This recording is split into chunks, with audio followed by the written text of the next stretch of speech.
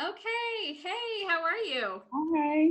So good to meet you in person instead You of just too. virtually. Yeah, nice to meet you. Yeah. Okay. So, Diathea, we are excited to have you here. We've been having a really good day. We've learned a Absolutely. lot about sales and just keeping the process simple. And we've talked a lot about relationships. That's been a big theme today is relationships. And so I feel like every interview has flowed so beautifully to the next that Mhm. I'm really excited because I feel like you're a perfect follow up for where we've just been. Well, thank you very much. I've been so excited about this all week. So thank you for, trusting me enough with your audience to have me on. I really appreciate it. And I do believe that, no matter what you're selling, it's all about building relationships. Yeah. And of course, my topic is, how to make your sales soar to new heights. And basically, like the previous speaker was saying, it's really simple.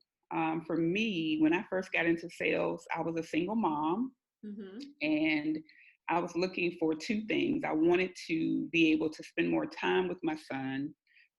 The previous job that I had, had said, hey, you're going to be on the night shift. And I'm like, no, I can't do that. My son was probably one at the time. And I'm like, I have to find something that's going to allow me to spend more time with him and then also allow me to make, some money. Right. Yeah, Um, well, and, and as a right. mom, I think that is such a fueling thing. I Yeah, that was one of my big things that fueled me starting my mhm, business too, is just like I cannot be on somebody else's timeline all the time. exactly. I've got to be able to Exactly. order my business in a way that works for my life. So I'm going Definitely. to give your official introduction and then we're going to circle back to your story because I want to dive into this a little bit more. And congratulations, being Thank a you. successful single mama, building your business. I think that's awesome. Thank you. Cool. Okay, so I get to give you the official introduction here. So, Diathea is the founder and CEO of She's About Business Inc. And she's got a podcast, which I went and listened to a couple of episodes there, and she's got a YouTube channel as well. So make sure you check her out in those two places. She is the director of BOSS, which is Bent on Saving Souls International Ministries. Diathea is an author, an entrepreneurial coach, a motivational speaker, a mental health advocate, an Mhm. advocate for women and at-risk youth, and she's a mother, a devout Christian, and an advocate for entrepreneurship, personal development, and spiritual growth. She has an extensive experience in the insurance and finance industries, along with over 15 years of sales experience. And one of the things that, whenever you're putting together an event, you got to look at all the people. And I was excited to have you on because I was like, you know what? She's going to speak to our hearts and to our souls. Like we got some people who've been speaking to our brains, and now you get to come and speak to Right. our hearts and souls and just Yeah. get to share and inspire. So I'd love to hear just a little bit more about this journey of yours of transitioning from single mom, Mhm. trying to figure out how to pay the bills, into everything that you've built. Yes. So basically, I got into sales, like I was saying, out of necessity, but it was the best decision I ever made. Not only did it allow me to have free time with my son, but I didn't have to take 8 hours to do it, and I was making, the money that I needed. And as the years went on and as I got better at it, the money improved. And I think that's what is so amazing about sales. You get what you put into it, you get that out of it. With so many jobs, sometimes we can feel like we're not really getting what we put into it. We're working for other people. We don't feel appreciated. But with sales, you can see the numbers. When you put the work in, you get the result. And so that's one thing that I really loved about it. But as the years went on, I transitioned from selling, financial services and things like that to more heart-centered work because that's what I was always called to do. But the sales process is the same, right? So no matter what we're doing as an entrepreneur, especially, we're selling ourselves basically to our potential customers, clients, audiences. So the process is the same. And what I found is that no matter what it is that I'm selling, there are some key things that I can do to make sure that I'm always knocking it out of the park. And the Yeah, first thing, I want to just pause you for Mhm. 1 second and point out because I think that there are a lot of people in this meeting right now that can relate to what you are talking about, where you feel like you're called to the heart and the Right. service side of business. So those of you who feel like you are called to that heart and service side of business, would you guys give us a shout out, raise your hands in the chat right now and say, that's me? Because one of the big things that I have noticed is that we get a lot of our heart-centered entrepreneurs, they struggle with sales because they feel like it should be free, and they feel like Right. they should serve everybody, and they feel like they should help the world. And so they have a hard time asking for their rate and collecting their rate. I think that's an important thing, that you had that sales background and then matched it with the heart centered. And how do they do that? So I'm so glad you said that, because I had a tough time doing that, actually. And until I actually realized that all of those sales training classes that I had to set in, and all of the learning that I had to do in order to sell those products, was actually not so different than what I was doing with, selling my books or selling a coaching program. And I think it took me realizing, that just because I'm a heart-centered, service professional, right, or coach, or whatever you want to call it, it doesn't mean that I have to give away, my services. And I looked at it as, wow, like all of these great companies basically paid me and trained me to, be an entrepreneur. They really did. That's not what they were intending to do, but they did. But I think that what anyone who's maybe making that transition has to do is realize that it's not really different, and your value is just as much as Capital One's value or Verizon's value or whomever. So you're selling, yourself, and you have to work hard for that. You have to actually create the things that you're selling. So, take off the the whole, because a lot of times too, like with ministry, because I do ministry. So doing ministry and then doing coaching, you have some people to say, well, if you're doing spiritual coaching, shouldn't that be free?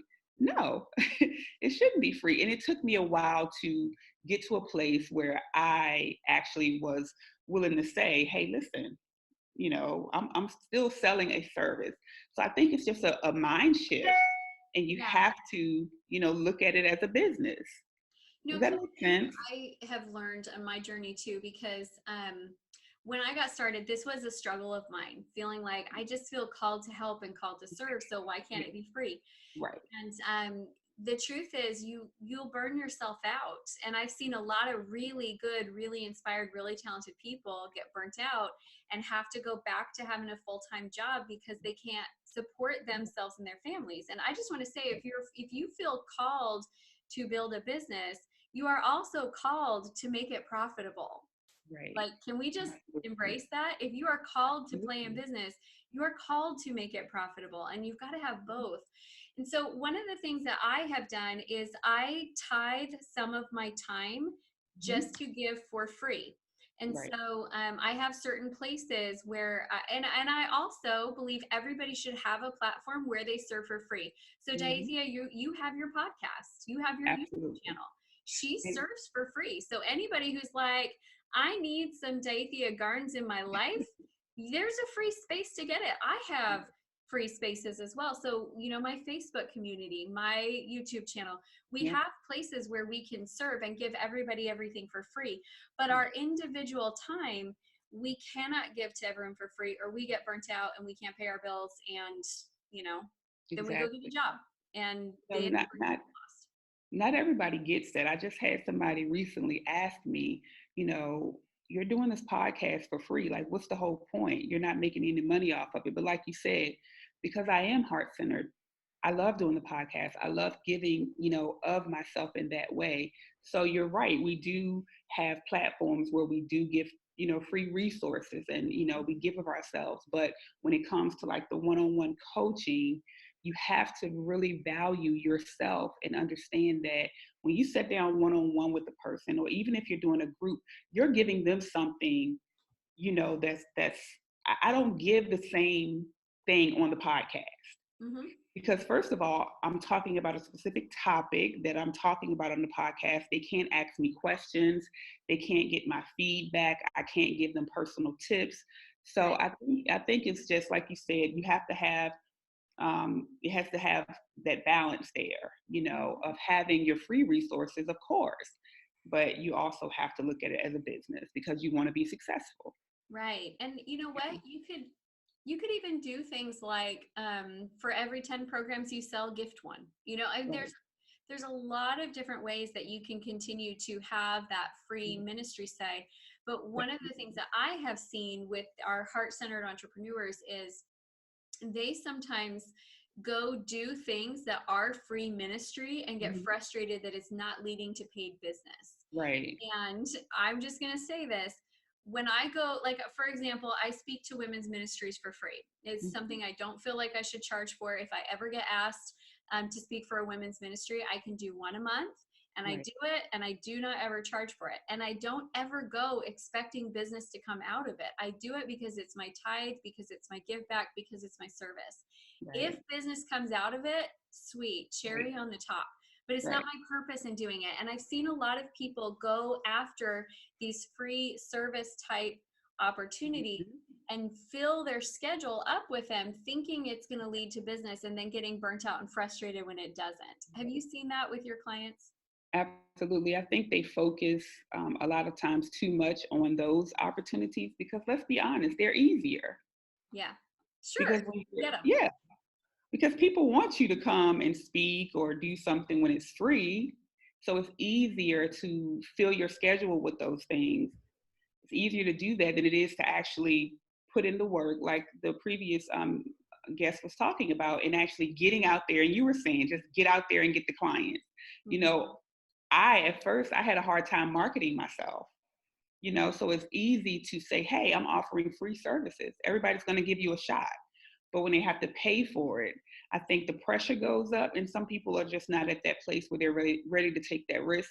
And I do think that doing things for free when you first get started is a good way to practice, Absolutely. but you can't stay there. I did that for a while just because I was like so nervous about speaking in public. So I would go and speak for free, Mhm. but I can't do that forever. So you have to have a timeline, and you have to be confident enough to step out there and tell people, hey, this is what I offer, and there's a value attached to that. And so yeah, I definitely see that a lot. Well, and one thing Susan says in here, free is not always good.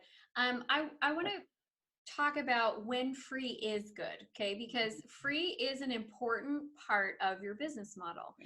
For example, I did not pay our All Access Sales Summit speakers today, Right. which means that you got to pay them in sharing and connecting with them. I mean, like we are going to all receive compensation for our time and effort because we're meeting new people.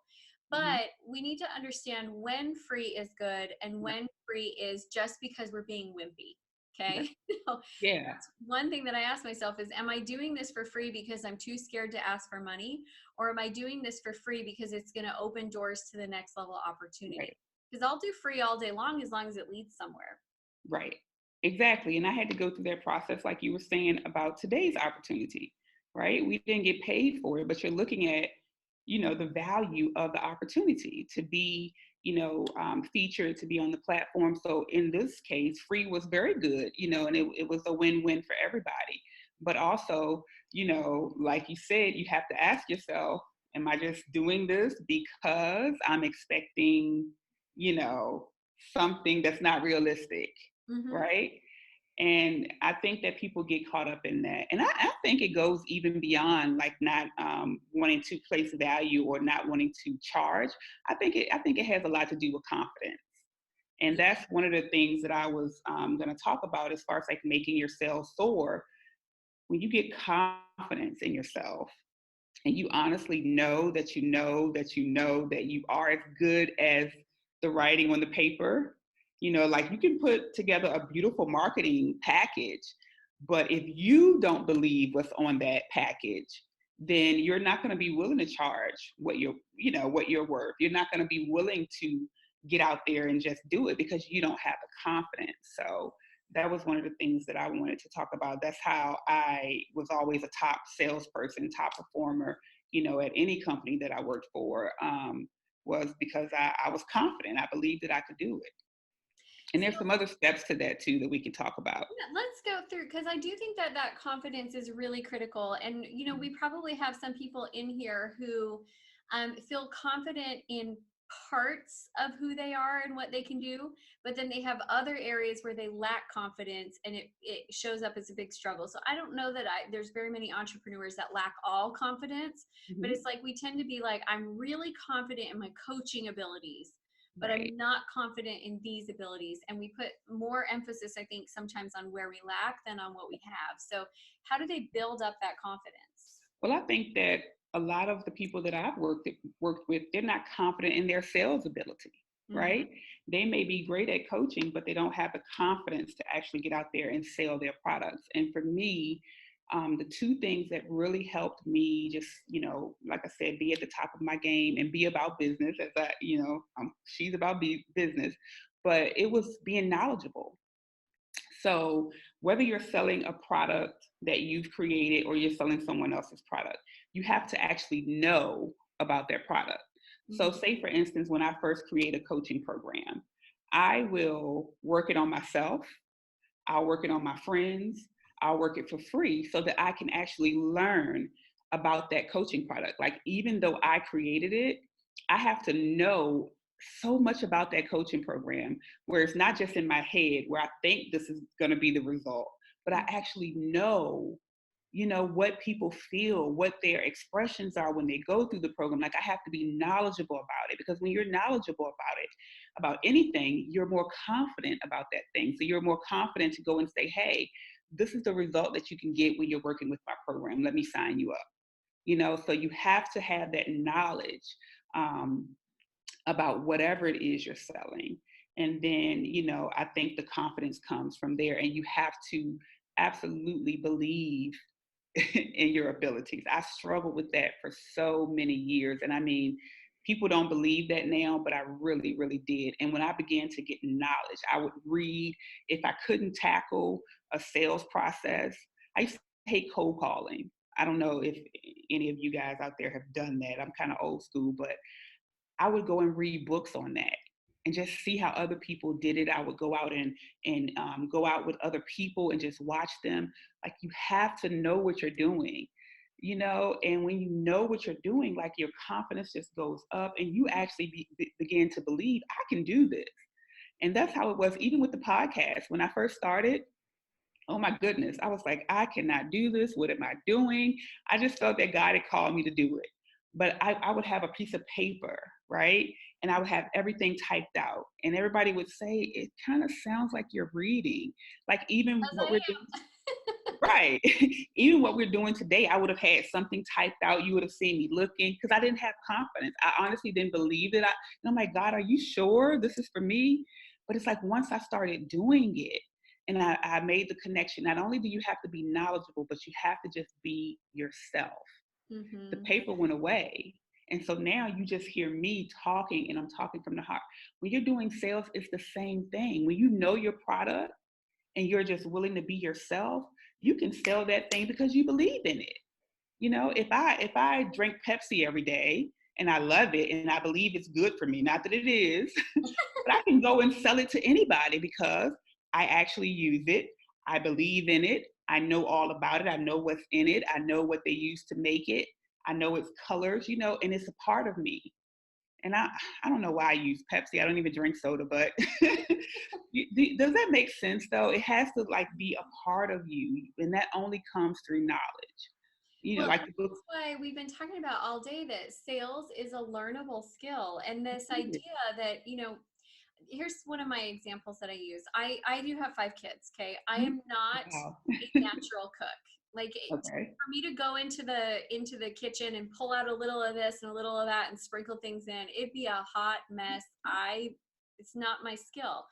But I do have 5 kids, and it's not acceptable for me to say, well, I'm just not a chef, so I'm not going to feed Right. them, right? Cool. Like, that's not acceptable. They will get taken away. I have to feed them Right. every day.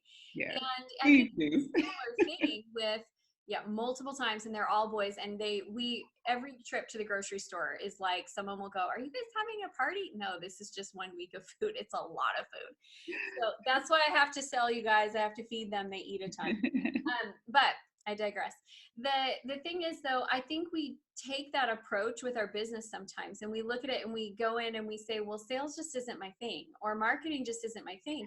But you know Yeah, what? You have to feed your business. If you are going, just like for me, if I'm going to be a parent, I have to feed those kids. If you're going to be an entrepreneur and a business owner, you have to feed that business.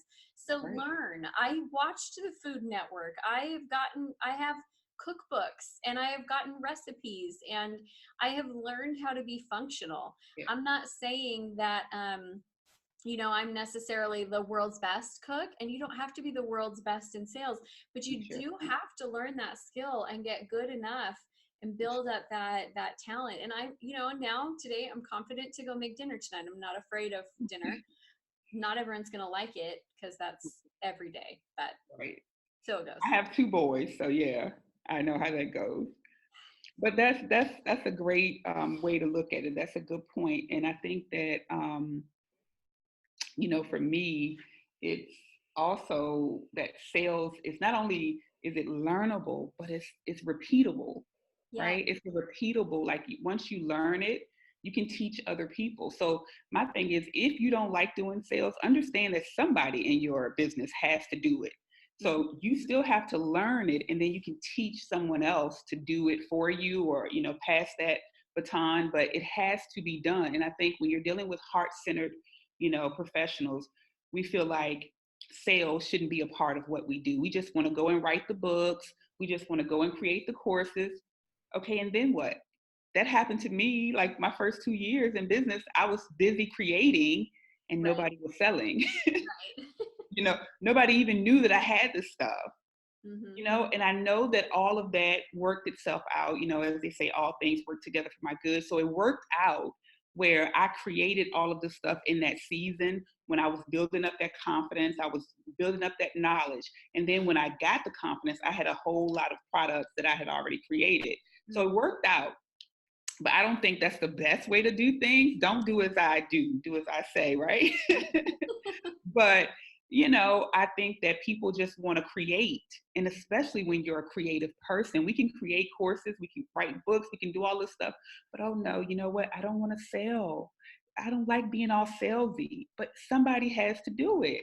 Absolutely. One of the things that I always say to my this comes up a lot with my creative and my spiritual clients, Yes, is that you have to honor your inspiration enough to get it into the hands of people. And that, my friends, is sales. exactly. So like, why write the world's greatest symphony and never play it for anybody? Why have a program that will change people's marriages and not sell it to people? This was how we very first started out the day today, was talking about how sales is opening the door to your service and Right. inviting people to come in, and that is what we've got to do. And to go even deeper with that, for me, it came to, with the podcast, for instance, I was looking at, pages of topics that I felt were God given, Mm-hmm. right? When you write a book, you feel somewhere that you were called to write that book. You feel that you had a message that you were called to deliver. So how selfish is it for you to say, you know what, I'm going to take this message, I'm going to receive this, and I'm going to create it, and then just let it sit on the shelf? I had to, like, how selfish is that? So you could have what everybody needs, and you're just setting it right there because you don't want to sell, or you don't have the confidence to sell. So that's what did it for me. It was like a light bulb, like, why am I doing all of this if I'm too afraid? I'm not confident enough to actually get out there and sell it. It's really a selfish thing. You could have let that idea, that book, that podcast, you could have let that go to someone who actually had Mm-hmm. the nerve to get out there and sell it. So Love it. I And think it does take some nerve to put yourself out there. it Uh, does. but I will tell you this: if you feel like the idea is inspired and good, it Mhm. is good enough to sell. If you feel Exactly. called to be in business, then you are also called to be good at sales. So you got to learn it, or somebody else on your team has got to learn it. And I Absolutely. absolutely agree. I agree. Okay, so Diathe, we're going to wrap up here. So Mhm. 4 questions as we're wrapping up. Number Okay. one question is, what do you want everyone to remember from our conversation today? I want them to remember to, well, I didn't say this, but I'm going to say it now. I want them to remember to get out there and be about business, to do what they need to do to gain the knowledge and the confidence that they need to make it happen. That's what being about business is all about. Whether you're being about your business, as an entrepreneur, about God's business, do what you need to do to make it happen. There's no excuses. Awesome. Okay, second question. What do you want them to feel from our conversation today? I want them to feel confident. I want them to feel confident that they can do it and feel motivated to get out there and actually do it. So confident and motivated. I love it. Okay, third question. What do you want them to do because of what they've heard? I want them to, this is something I use with some of my clients. I want them to imagine the person they want to be, imagine the lifestyle that they want to create, whether it be in business or in their personal lives. And I want them to actually imagine that person and then do what that person does on a daily basis. Get up, whatever you see in your mind that the person that you want to be would do, and you're not doing it, you need to switch that and you need to, make that change and begin to actually attempt to live your very best life. I love it. Okay, and then the last question is, because I know we have had some people saying in here, Regina was saying that she really needed to hear this conversation. So for those who want to get connected with you and take the conversation deeper, what's the best way for them to get in touch and stay connected? Yes, they can go to theimpactcoach.net and they can actually send me a message. I would love for them to just fill out my little contact form and connect with me there. They can also subscribe to get, some free resources and things that I send out. Also, they can go to Facebook and they can become a part of my new Facebook group. It's called the She's About Business Mastermind Group. And we're going to be doing some really great things in there. We're just really getting started, but I would love for them to join me there. I'm going to be doing videos each week and just have some amazing conversations and resources to kind of help them take the next step. Awesome. Well, thank you so much for being on with us today. I really appreciate it. And hey, if you ever need a guest on your podcast, this girl. I do. I definitely do. Awesome. That's awesome. Well, I'm looking forward to continuing our relationship and just partnering together in future things and seeing how we can collaborate. And Absolutely. Thank you so much for being here. If you guys would go ahead and give some love and appreciation, tell Diathe anything that she said that touched you or stood out to you today while we're switching and bringing Nate on. So thanks so much for being on.